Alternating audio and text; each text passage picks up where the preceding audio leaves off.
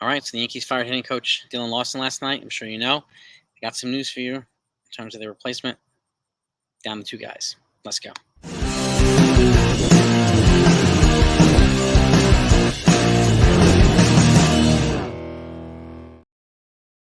Okay, so the Yankees hitting coach search is already down to 2 candidates. Okay, and they announced it last night. I mean, they had a meeting in Tampa, Brian Cashman and Hal and the rest of the top brass, as to analyze and review the first half and what they needed to do to improve in the second half. And they made a decision to move on from Dylan Lawson, their hitting coach, who hasn't had anything much other than some minor league and some college stuff.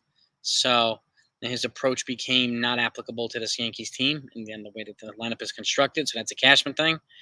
And they decided to go outside the organization to find his replacement. So they're not going to bring in a Yankee inside with the same stuff and all that. He's going to get a fresh philosophy, fresh perspective, fresh ideas and everything. So that's a breath of fresh air. I'm very happy to see that and hear that. And they're down to 2 candidates as well.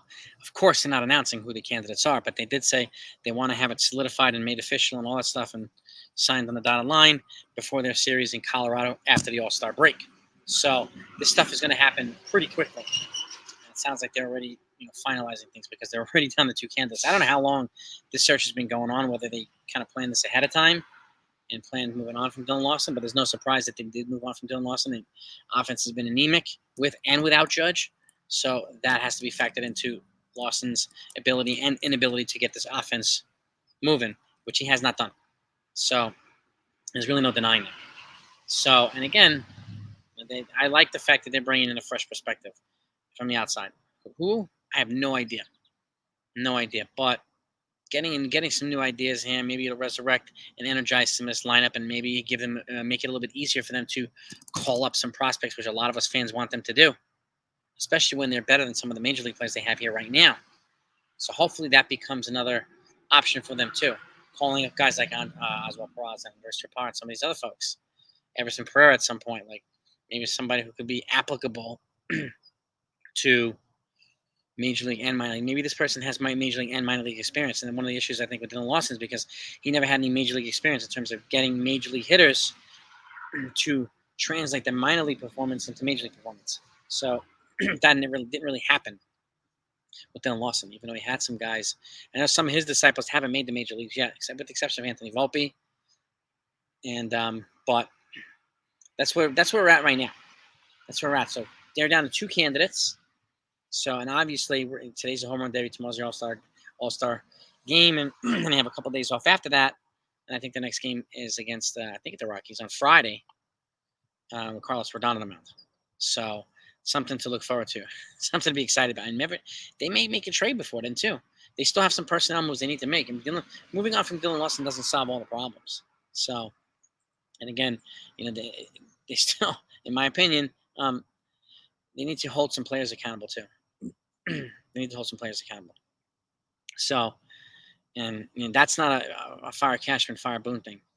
It's the player's job to be mentally prepared and physically prepared to come to the game every day and play and be ready. Okay, there's only so much a manager can do there. Yes, the manager can help with some things, but he's not a babysitter, him or he or she. And these guys are grown-ass adults making millions of dollars a year. This is their job. And I was talking about with NFE last night. I was a member of 161 Mafia. We were talking about this because we're longtime martial artists. And it was applicable. And he made a great point, too. He said, as folks, people like us who are practitioners of martial arts, it's up to us to do the work and be ready for a black belt test.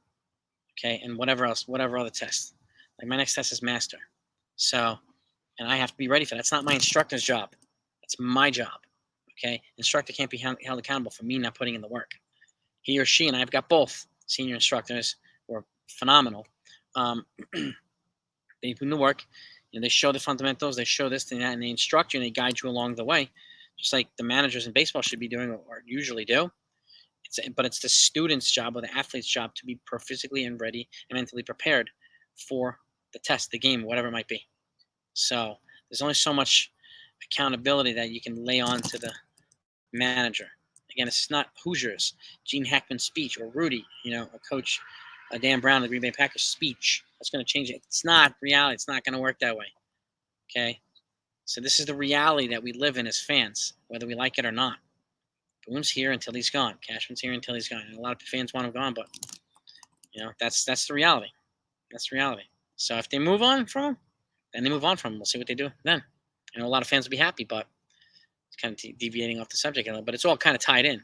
So in hindsight, looking back, I'm happy that they moved on from Dylan Lawson. He got some experience, but it just wasn't a fit anymore.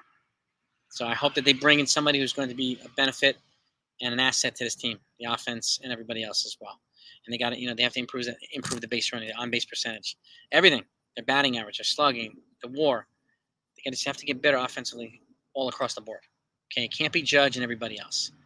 Can't do it. We need Rizzo to get back up, moving. We need Stanton to be consistent. We need DJ to kind of resurrect this offense. These guys have years left here.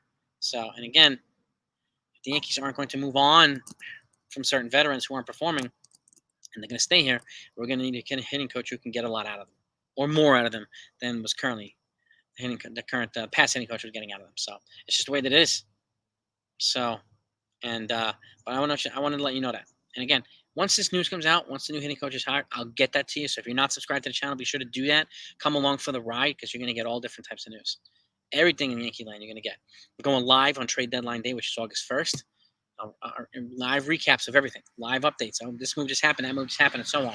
You'll get it live time. I'll be on for several hours. So hope that you'll join that. And even if you just want to listen to it in the background here, at least you'll know what's going on. And you'll know what trade deadline moves the Yankees hopefully make.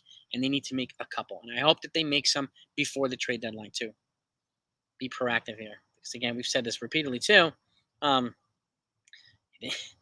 going to be other teams who are going to jump the gun. And like the Texas Rangers already brought in Aroldis Chapman. They've added already to their stable. There's going to be other folks who do the same thing. And they'll take away targets that the Yankees should have been, maybe should have been focused on. That's what the Astros did a couple of years ago, Justin Verlander. There was so much talk about the Yankees and Verlander. It didn't happen. They did nothing, and then and he was it was a non-waiver thing, but he was on a non-waiver move, and the Astros picked him up. They claimed his money, but they got him. He helped lead them to a World Series. 2 of them. So, if I'm the Yankees, I'm encouraging these guys to be much more proactive. Much more proactive. Give the fans something to be excited about, please. I know a lot of fans are already excited about moving on from Dylan Lawson. I get it. And I really hope they bring in somebody good, no matter who that person is. So we'll see. That still remains to be seen. But you'll get it when it comes out. But that's what we got right now. So I'll recap the Home Run Derby, the All-Star Game, and have a great day. Everybody have a great week. And go Yankees. Let's go.